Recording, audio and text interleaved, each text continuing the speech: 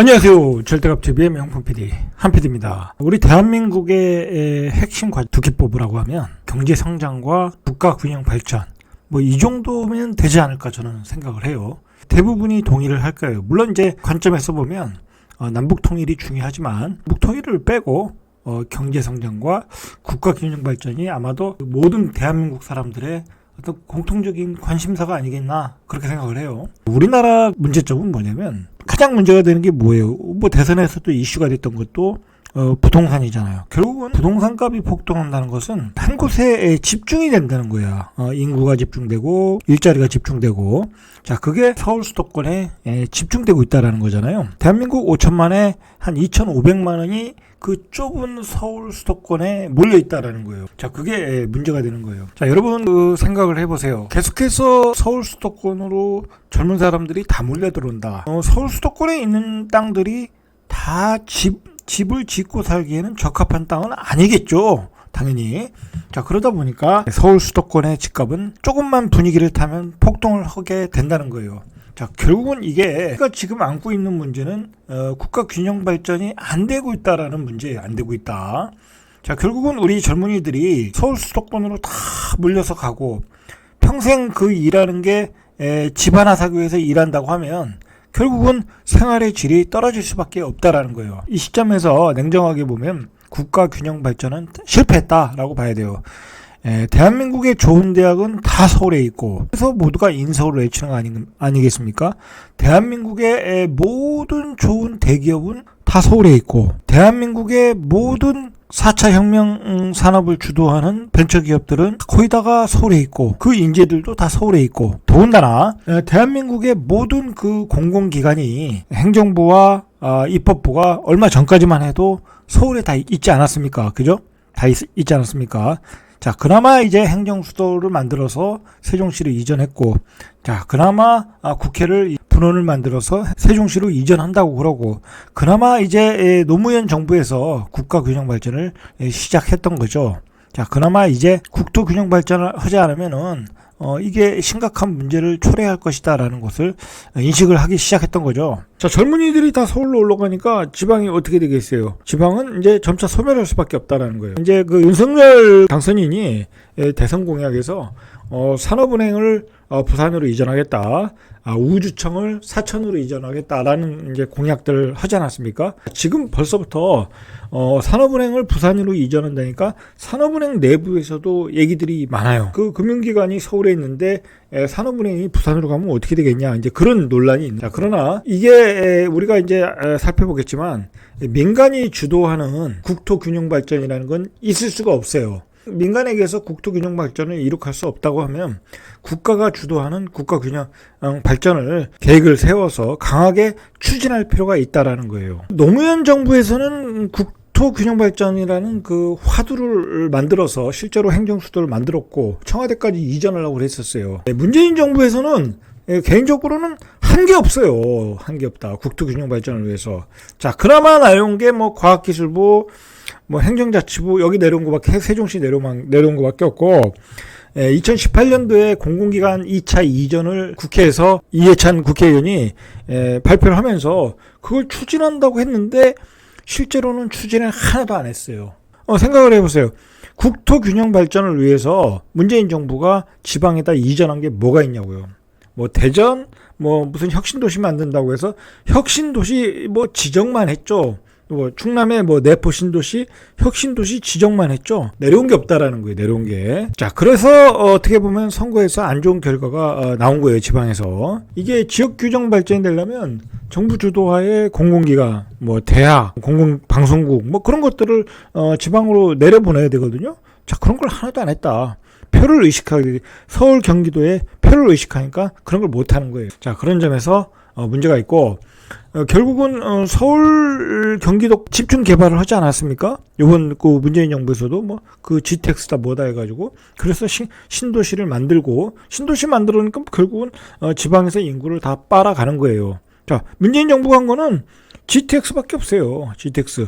자, 그렇게 해서 신도시 만들고, 그래서 집값 폭등한 것밖에 없다라는 거예요. 그 결과물들이 점차로 이제 나타나고 있어요. 그리고 우리 산업구조가 이제 제조업에서 4차 산업혁명으로 갔고, 4차 산업혁명은 제조업은 설비가 중요하거든요. 이 4차 산업혁명은 말 그대로 석박사급의 핵심 인력이 중요해요. 기업의 흥망성쇠, 그 핵심 인력들이 몰려있는 게 바로 대기업의 R&D 센터라는 거예요. 자, 그런데 요즘 최근에 나온 기사 중에 석박사급들이 이 대기업의 R&D 센터들이 줄줄이 수도권으로 몰려들고 있어요. 지방에 있는 것도 서울 수도권으로 오고, 그리고 새로 만들어지는 것도 서울 수도권으로 오고, 자, 그렇다는 거예요. 자, 여러분이 간단하게 생각을 하면 이 석박사급의 인재들은 자기 자식들도 교육을 시켜야 될 거 아니에요. 그러면 보다 좋은 교육 환경에서 아이들을 키우고 싶어요. 그러면 그 사람들이 결국은 강남,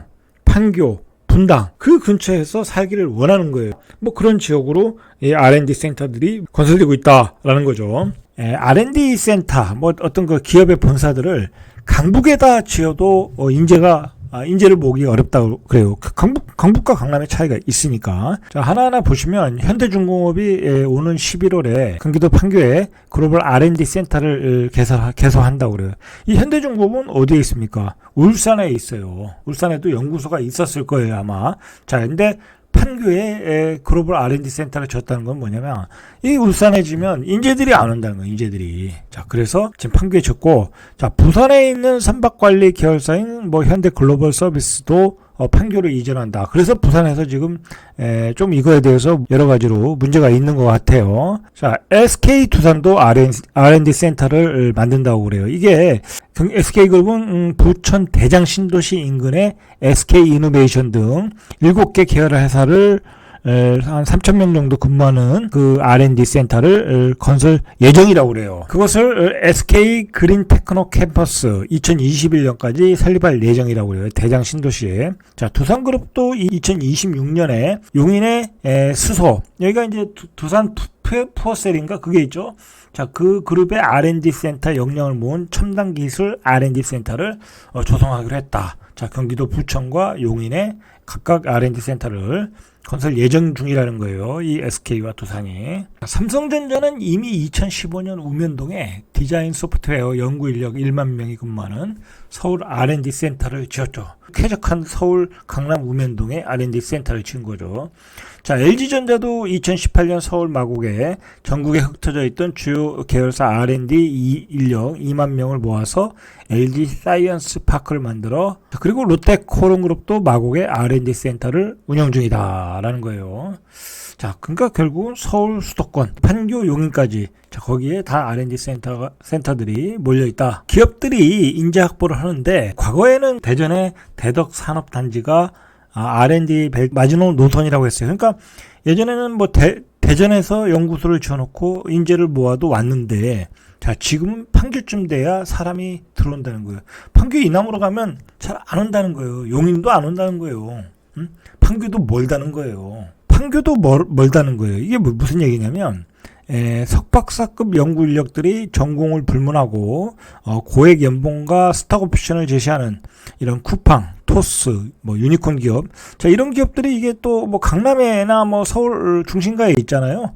자, 이런 곳으로 간다는 거예요. 이게 뭐냐면 MZ 세대들은 뭐 어떤 그 급여를 많이 주고 생활 환경이, 교통이, 직장을 다니기에 편하고 좋은 직장 환경이 있는 곳을 찾아간다는 거예요. 뭐 옛날처럼 어떤 뭐 대기업에 들어간다 뭐 그런 게 아니라 뭐 돈을 많이 주고 좋은 환경, 직주 조건이 좋은 그런 기업을 선호한다는 거예요. 자, 그래서 서울 강남 한복판에 거점을 둔 이들 기업과, 자, 이런 기업들이 이제 서울 강남에 있어요. 한두 명의 고급 인재라도 더 뽑으려면 판교도 멀다는 얘기가 나오고 있어요. 자, 이렇게 되니까 당연히 이제 지방은 위기감에 빠질 수밖에 없죠. 자, 지방은 기본적으로 청년 인구들이 계속해서 유출되고 대기업 연구소까지 수도권으로 이제 빨려 들어가고, 당연히 이렇게 되면 이제 지역 경제가 점차적으로 이제 침체가 되겠죠. 자, 부산시가 그래가지고 작년 말 본사 이전과 대규모 인력 유출에 반대한다는 의견을 현대중공업 측에 전달했다. 뭐 이게 뭔 의미가 있겠어요? 기업의 생존이 달려있는 문제인데, 그걸 강제할 수는 없잖아요. 자, 자, 그런데 서울에다가 R&D 센터 만들려고 했다가 포기한 기업이 있어요. 그게 바로 이제 포스코예요. 포스코. 이 포스코는 조금 상황이 틀려요. 이게 완전히 민간 기업이 아니잖아요. 자, 이 포스코 그룹에서 2월 달에 삼성동 포스코 센터에 설립한 미래기술연구원이라는 게 있었어요. 자, 이게 뭐냐면 포스코가 두 개로 물적 분할을 했잖아요. 하나는 철강이고 하나는 그 2차 전지 산업을 주도하는 지주회사를 하나 만들었어요. 그러면서 미래기술연구원을 만들었는데, 자, 이 서울로 이전하겠다고 발표했다가 대선을 앞두고 지자체와 여야 대선 주자들이 이 연구원의 서울행에 반대하는 의견을 밝혔죠. 자, 밝혔어요. 자, 이 미래기술연구원은 경북 포항, 전남 광양에 있는 이게 뭐냐면 AI, 2차 전지 뭐 이런 것들을 연구하는 어떤 신기술에 주력하는 조직인데, 정치권의 벽을 못 넘었다고 보는 거죠. 그래서 결국 포스코 그룹은 이 조직의 본원을 서울이 아니라 포항에 두기로 했다라는 거예요. 이제 포스코가 어렵겠죠. 인재 확보를 하는 데는 뭐 포항까지 잘 내려가려고 그러겠습니까? 고급 인재들이. 자, 이제 4차 산업혁명이 됐기 때문에 이 핵심 인력이 기업의 흥망이 달려 있어요. 핵심 인력에 따라 기업의 흥망이 달려 있어요. 그렇기 때문에 이제 서울 수도권에 집중하는 더욱 가속화될 거예요. 자, 그러니까 결국은 민간 주도의 국가 균형 불가능하다라고 판단해야 될 것 같아요. 결국은 이제 정부가 주도하는 공공기관 이전을 국가가 주도를 해서 국가 균형 발전을 이루는 수밖에 없다. 뭐 그렇게 정리를 해야 될 것 같아요. 그 핵심 인력이 판교, 뭐 그런 중심지에 살려고 하는 그런 이유는 이 모두 자식 교육 때문에 그래요. 교육 때문에. 교육 여건이 좋은 데서 살아야 아이들이 좋은 학교에 진학할 수 있는 게 대한민국의 또 현실이다 보니까 그렇게 되고 있어요. 그러니까 결국은 교육 개혁이 이루어지지 않으면 서울 수도권 집중화는 계속된다라고 보셔야 될 것 같아요. 그런 얘기가 있잖아요. 뭐 서울대학교를 지방으로 보내라. 서울에 있는 대학을 지방으로 이전해라. 뭐 그런 얘기가 나오는 게 그런 거예요, 결국은.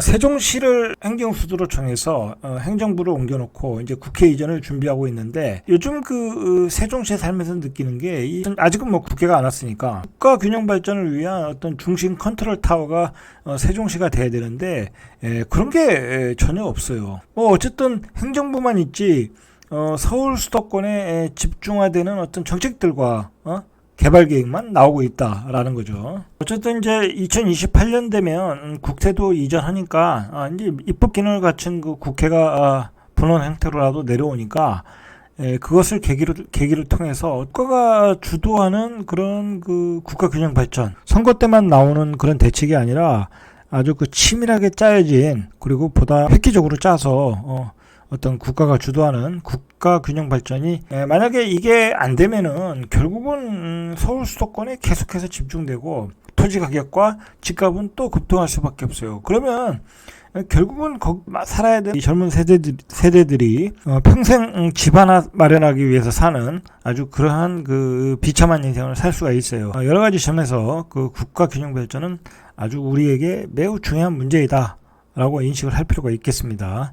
이상 절대갑TV의 명품 PD 한 PD였습니다.